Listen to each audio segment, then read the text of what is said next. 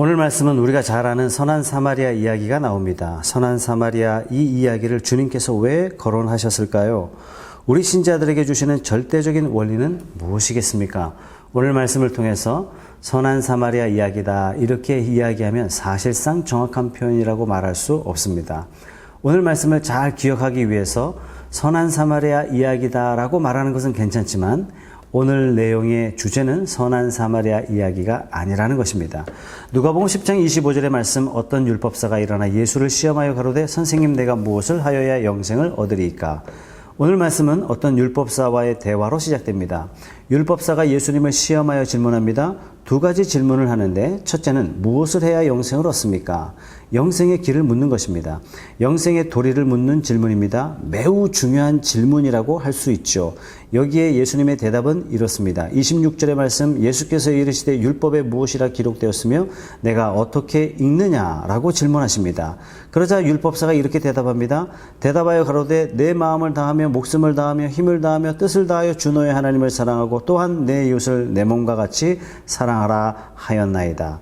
그러니까 율법사는 너무나 떳떳하게 자기가 평생에 배우고 익힌 율법이니까 한치의 오차도 없이 정확하게 답을 내립니다. 자신 있게 답을 올립니다. 예, 마음을 다하고 목숨을 다하고 힘을 다하고 뜻을 다해서 하나님을 사랑하고 내 이웃을 내 몸과 같이 사랑하라는 것입니다. 그러자 주님이 말씀하세요. 28절 말씀에 예수께서 이르시되 내 대답이 옳도다. 이를 행하라. 그러면 살리라. 행하라. 그러면 살리라. 너무나 명쾌한 대답 아닙니까? 율법사가 아는 것만으로 됐다, 구원이다 이렇게 하시면 정말 좋을 텐데 주님께서는 행하라, 그러면 살리라. 율법사는 기독교의 핵심 도리를 너무나 명확하게 알고 있었습니다. 그리고 그렇게 믿었습니다. 그러나 율법사에게 주님은 너무도 단호하게 행하라, 그러면 살리라.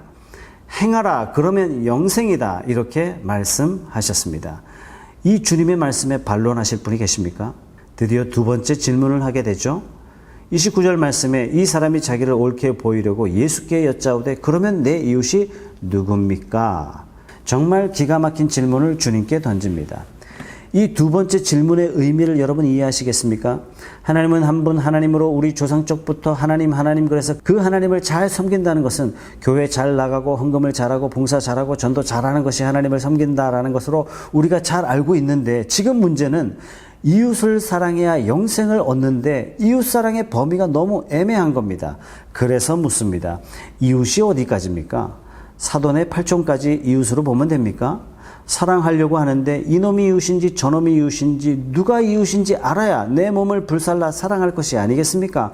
범위를 딱 정해 주십시오. 그러면 쉽겠습니다. 굉장히 일리 있고 합리적인 질문이 아닐까요? 내 이웃이 누굽니까? 라는 이 질문에 대답해 주시기 위해서 말씀하신 것이 바로 선한 사마리아 비유입니다. 30절 말씀에 예수께서 대답하여 가라사대 어떤 사람이 이렇게 시작된 말씀은 35절에 선한 사마리아까지 등장을 시키고 맙니다. 36절 말씀에 자기를 옳게 보이려고 질문한 율법사에게 주님이 되질문하시죠. 네 의견에는 이 세 사람 중에 누가 강도 만난 자의 이웃이 되겠느냐? 그는 대답합니다. 37절 말씀에 가로되 자비를 베푼 자니이다. 예수께서 이르시되 가서 너도 이와 같이 하라 명하십니다. 선한 사마리아 비유는 아픈 사람 다친 사람 도와주면서 착하게 살아라 하는 말씀이 아닙니다. 폭넓게 본다면 그런 내용이 왜 없겠습니까마는 왜 이런 말씀을 하시고 계시며 어떻게 이 비유가 우리 그리스도인들의 영생의 도리와 일치하는가라는 차원에서 본다면 매우 빈약하고 궁색한 해석이 아닐 수가 없습니다. 다시 말씀드려서 저자이신 예수님의 의도하고 착하게 살자, 남 도우며 살자라는 것과는 매우 거리가 있는 것입니다. 지금 사마리아 비유를 예수님이 왜 하십니까? 도대체 율법사가 무슨 문제로 주님 앞에 나왔죠? 영생의 문제입니다. 영생의 문제에 주님이 착하게 살라고 주장하시는 것이 아닙니다. 또한 여리고와 같은 세상으로 내려가지 마십시오 하는 내용도 아닙니다. 오히려 세상을 향해 가라 하시는 것이 주님의 메시지요. 하나님의 음성이요. 우리 그리스도인들의 방향성입니다. 오늘 율법사와의 대화 속에서 우리 예수님이 매우 중요한 한 가지를 특별하게 가르치고 계십니다. 지금 율법사가 영생의 문제를 놓고 다시 말해서 구원의 문제를 놓고 예수님께 묻습니다. 어떻게 해야 됩니까? 그러니까 율법에 뭐라고 하시든 하나님과 이웃을 사랑하는 것입니다. 그대로 행해라. 그러면 영생이다 라고 말씀하셨습니다. 그러자 율법사가 내 이웃이 누굽니까? 다시 말해서 어디까지가 내 이웃입니까? 이 율법사의 질문에 예수님이 여기까지가 너의 이웃이다 혹은 누구누구까지가 너의 이웃이다. 다시 말해서 너의 사랑방까지 너의 이웃이다. 네가 속한 공동체가 너의 이웃이다. 사돈의 팔촌까지는 네 이웃이다. 그 이웃들을 잘 섬겨라. 그 이웃들을 사랑해라. 그러면 좋지 않습니까? 여러분 잘 생각해 보십시오. 내 이웃이 누굽니까? 라는 이 질문에 자기가 중심이 되어 내 이웃을 생각하고 있는 것입니다. 이런 율법사에게 주님이 너의 이웃은 누구다 라고 하지 않으시고 누가 강도 만난 자의 이웃이냐 라고 예수님이 되질문하셨습니다. 여러분 이 차이점을 이해하시겠습니까? 지금 율법사는 자기를 중심으로 자기를 기준으로 내 이웃이 누굴까 생각하고 있는데 주님은 생각의 관점을 확 바꾸셨어요. 내 이웃이 누굽니까? 라고 물어본 사람에게 저 환난당한 자의 이웃이 도대체 누구냐라고 물어보시는 겁니다. 미래학자 엘빈 토플러가 파워시프트라는 책을 오래전에 썼습니다. 파워시프트, 즉 권력이동이라는 책인데요.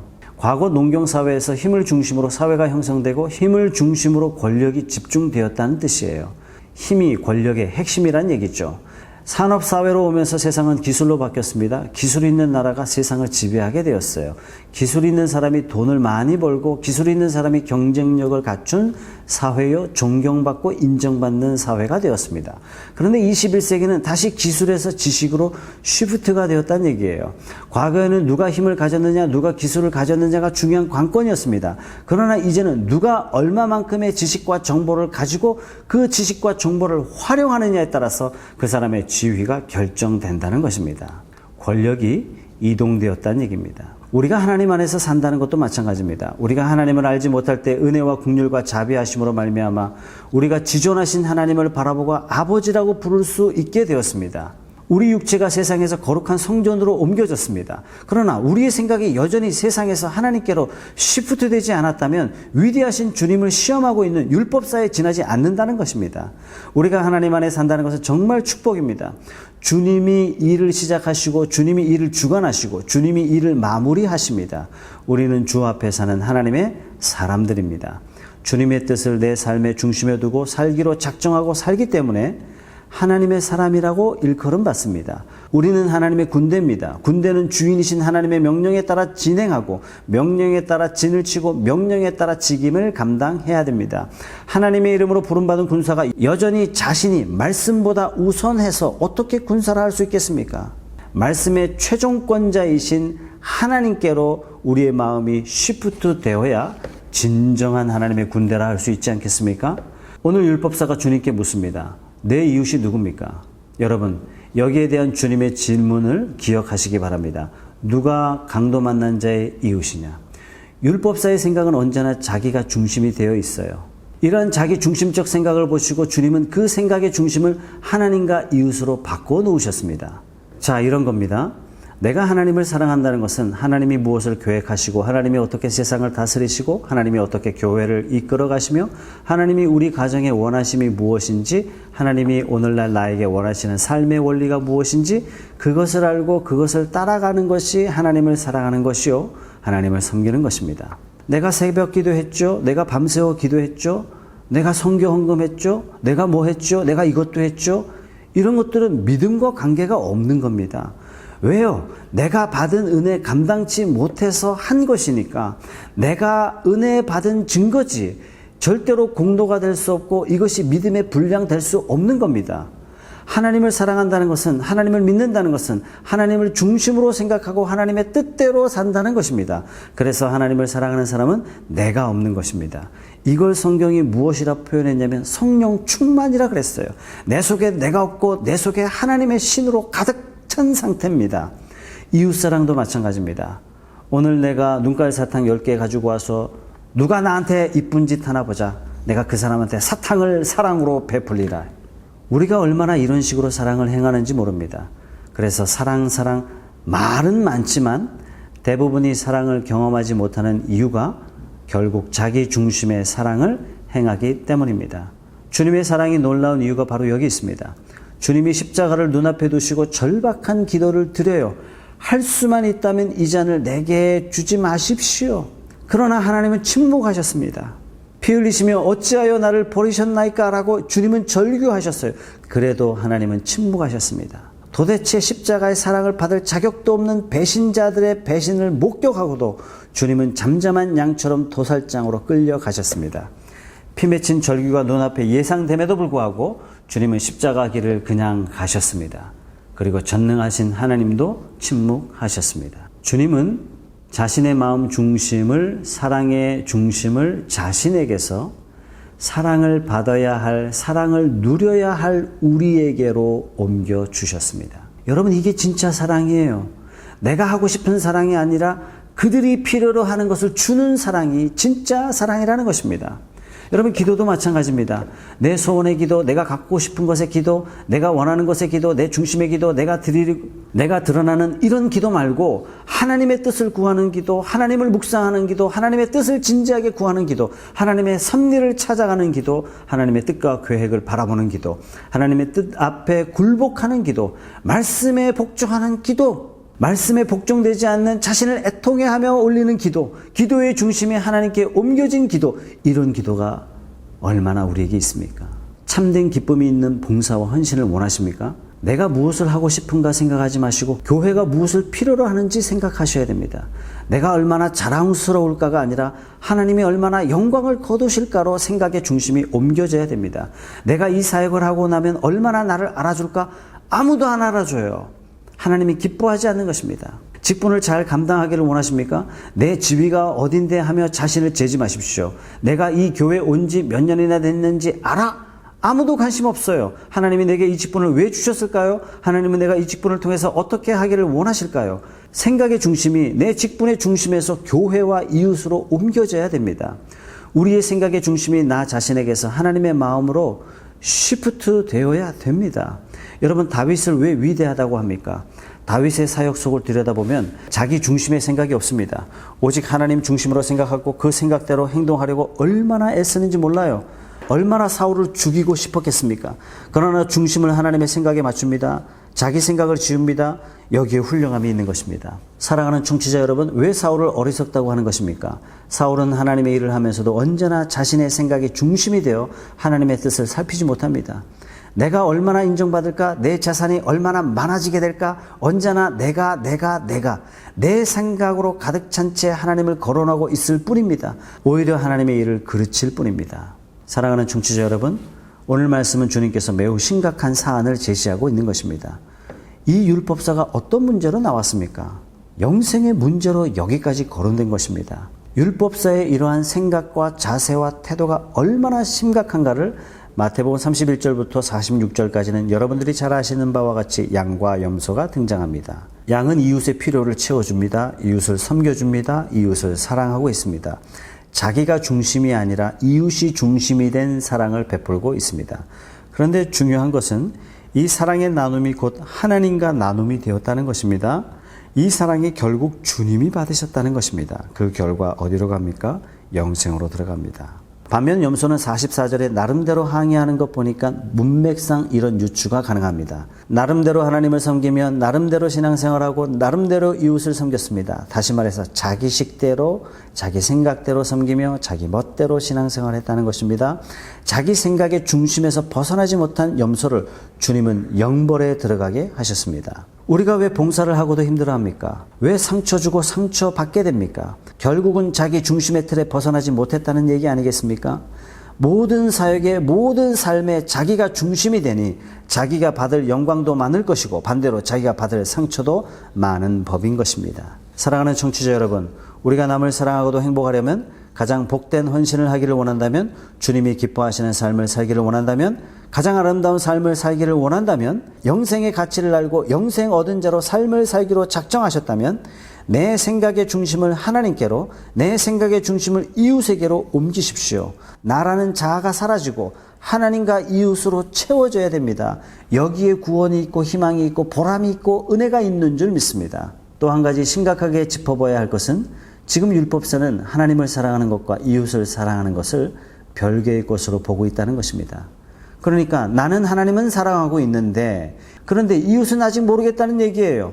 이웃을 더 사랑하고 싶다는 얘기예요. 나는 하나님을 믿어 구원받고 있는데 아직 이웃 사랑은 조금 미흡하다는 것입니다. 가끔 이런 성도를 만납니다. 제가 하도 상처를 주고받아서 이제는 성도들과 교제하지 않겠습니다. 오직 하나님만 바라보겠습니다. 여러분, 이런 신앙은 없는 것입니다.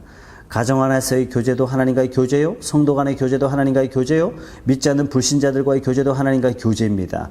이런 교제를 단절하고 아무리 교회에서 부르짖어도 어마어마한 헌금을 바친다 할지라도, 대단한 헌신을 하나님 앞에 한다 할지라도 그것은 하나님과 관계가 없는 것입니다. 오히려 이러고도 영벌에 들어갈 수 있는 것입니다. 마태복음 22장 37절의 말씀에 예수께서 가라사대 내 마음을 다하고 목숨을 다하고 뜻을 다하여 주 너의 하나님을 사랑하라 하셨으니 이것이 크고 첫째 되는 계명이요 둘째는 그와 같으니 내 이웃을 내 몸과 같이 사랑하라 하셨으니 이 두 계명이 온 율법과 선지자의 강령이니라. 하나님을 사랑하는 구체적인 방법이 바로 이웃 사랑이라는 것입니다. 첫 번째 계명과 둘째 계명 사이를 이어주는 연결고리는 뭐냐면 둘째는 그와 같으니 라는 단어입니다. 하나님은 내가 이웃을 사랑하는 모습을 통해서 아버지께서 그 사랑을 받으신다는 얘기예요. 사랑하는 청취자 여러분, 지난주 내가 상처 준 사람은 이웃 형제 자매가 아닙니다. 바로 주님이십니다. 율법사는 언제나 말씀을 가까이 했고 율법을 연구하며 날마다 강론하는 사람이었고 율법을 가르치는 사람이었습니다. 아마도 자기만큼 하나님을 가까이 하는 사람이 없다라고 생각했을 것입니다. 자기만큼 하나님을 많이 하는 사람이 있을까라고 생각했을 것입니다. 그러나 주님은 말씀하세요. 내 생각의 중심이 너 자신을 벗어나지 않으면 영생이란 없다. 사랑하는 청취자 여러분, 여러분의 생각의 중심은 어디에 있습니까? 내가 인정받는 것, 내가 한 것, 내가 원하는 것, 여기로부터 우리 공동체가 원하는 것, 우리 교회가 원하는 것, 하나님의 일하심, 나의 은사가 필요로 하는 한 사람으로 여러분의 생각을 옮겨 놓으십시오.